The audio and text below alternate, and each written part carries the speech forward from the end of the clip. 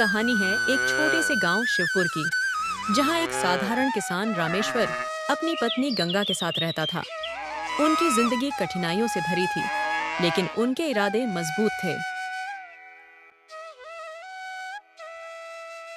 रामेश्वर, पहले खाना खा लो, फिर खेत जाना। खाली पेट खेत में काम करना ठीक नहीं। अरे गंगा, मैं खेत से आकर खा लूंगा। जब खेत में मेहनत करता हूं तभी भूख लगती है। मुझे बुरा लगता है कि तुम इतनी मेहनत करते हो और मैं तुम्हारे लिए कुछ नहीं कर पाती। भगवान पर भरोसा रखो, सब अच्छा होगा। अभी हमें एक वक्त का खाना नसीब हो रहा है, लेकिन एक दिन हम 2 वक्त की रोटी खाएंगे। इतना कहकर रामेश्वर खेत की ओर निकल जाता है।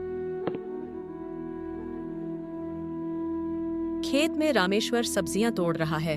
तभी गांव का साहूकार रघु चौधरी आता है।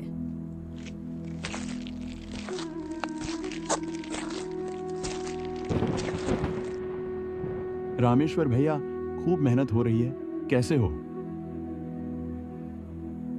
राम राम साहूकार जी, बस अपनी मेहनत में लगे हैं। देखो, मैं सीधे बात करता हूँ। तुम ये सब्जियां बाजार ले जाओगे तो किराया लगेगा और ज्यादा पैसे भी नहीं मिलेंगे। क्यों ना सारी सब्जियां मुझे ही बेच दो। साहूकार जी, मेरे रोज के ग्राहक मेरा इंतजार करते हैं। माफ कीजिए, मैं अपनी सब्जियां खुद बेचूंगा। रघु चौधरी नाराज होकर चला जाता है। रामेश्वर को नहीं पता था कि उसकी इस इनकार से वह अपनी ही मुश्किलों को बुला रहा है। रघु चौधरी एक चालाक आदमी था और उसे सबक सिखाने की सोच रहा था। सब्जियां ले लो, ताजी ताजी फ्रेश सब्जियां ले लो। रामेश्वर बाजार जाता है और अपने खेत से निकाली हुई सब्जियां बेचता है, लेकिन चेहरे पर उदासी। सब्जियां ले लो, ताजी ताजी फ्रेश सब्जियां ले लो। रामेश्वर बाजार जाता है और अपने खेत से निकाली हुई सब्जियां बेचता है, लेकिन उसके चेहरे पर मायूसी। सब्जियां बेचते बेचते वो सोचने लग जाता है कि अगर रघु चौधरी पानी देने से इनकार कर दिया तो खेत में सब्जियां कैसे उगाऊंगा और फिर घर का खर्चा कैसे चलेगा।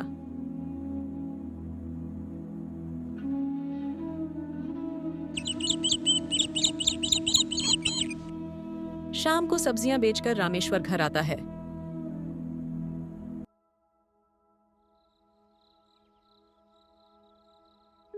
क्या हुआ? सुबह तो तुम खुश थे, अब इतने परेशान क्यों हो? गंगा, हमारे खेत में पानी नहीं है और हमें पानी रघु चौधरी के कुएं से लेना पड़ता है।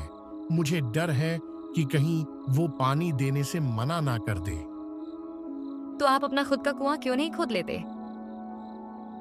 उसके लिए बहुत पैसे लगेंगे गंगा, जो हमारे पास नहीं है। रामेश्वर की चिंता जायज थी। उसे नहीं पता था कि रघु चौधरी उसकी इस परेशानी का ही इंतजार कर रहा था।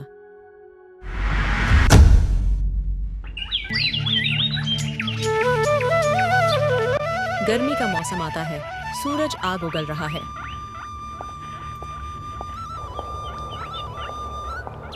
रामेश्वर खेत जाता है और देखता है कि कुएं में पानी नहीं है।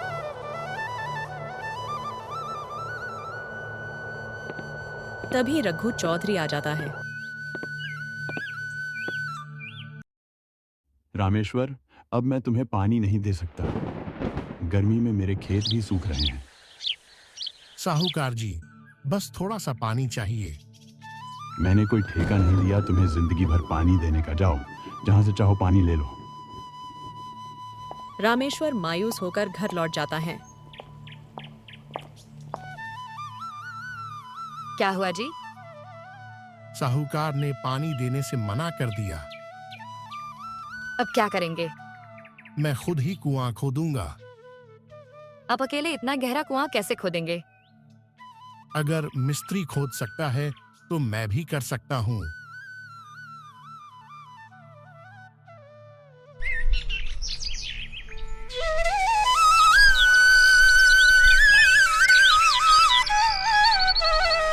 अगली सुबह घर के दरवाजे पर दस्तक होती है। एक बूढ़ी अम्मा खड़ी हैं।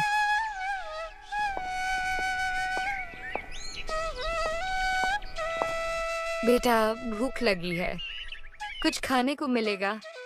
गंगा बूढ़ी अम्मा को कुछ देने के लिए घर में देखती है, पर वहाँ कुछ नहीं मिलता, सिर्फ थोड़ा बचा हुआ खाना जो रामेश्वर को खाना होता है। ये हमारा आखिरी खाना है। गंगा, अम्मा को दे दो, मैं भूखा रह लूंगा। गंगा वो खाना बूढ़ी अम्मा को दे देती है। तुम्हारे अच्छे कर्मों का फल जरूर मिलेगा। गंगा और रामेश्वर बूढ़ी अम्मा को खाना खिलाने के बाद खेत की ओर निकल जाते हैं कुआं खोदने के लिए। रामेश्वर को नहीं पता था कि उसके अच्छे कर्मों का फल उसे जल्द ही मिलने वाला था।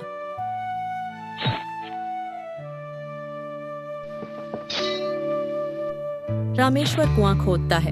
अचानक पानी निकल आता है और साथ ही एक चमकता हुआ हीरा। हे भगवान, ये तो हीरा है।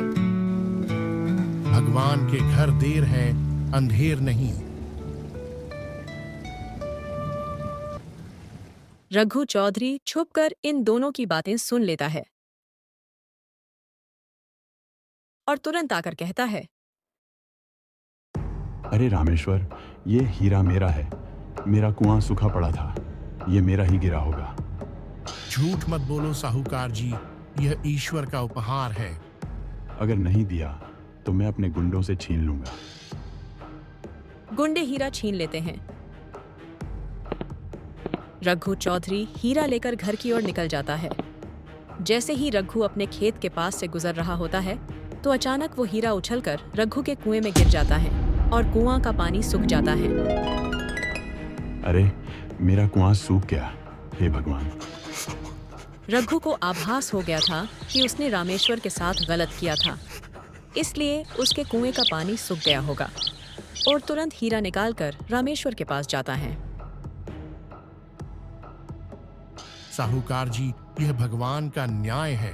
लालच बुरी चीज है। रघु चौधरी हाथ जोड़कर माफी मांगता है और हीरा वापस कर देता है। तभी उसका कुआं फिर से भर जाता है। देखा, अच्छे कर्मों का अच्छा फल मिलता है। इस तरह रामेश्वर को उसकी मेहनत और ईमानदारी का इनाम मिला और साहूकार ने लालच छोड़कर नेक इंसान बनने का फैसला किया।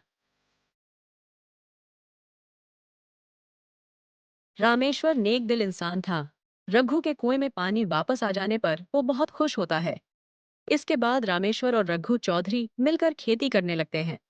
रघु अब सुधर जाता है और गांव वाले वापस रघु चौधरी की इज्जत करने लगते हैं और रामेश्वर भी अपनी पत्नी गंगा के साथ हंसी खुशी रहने लगता है।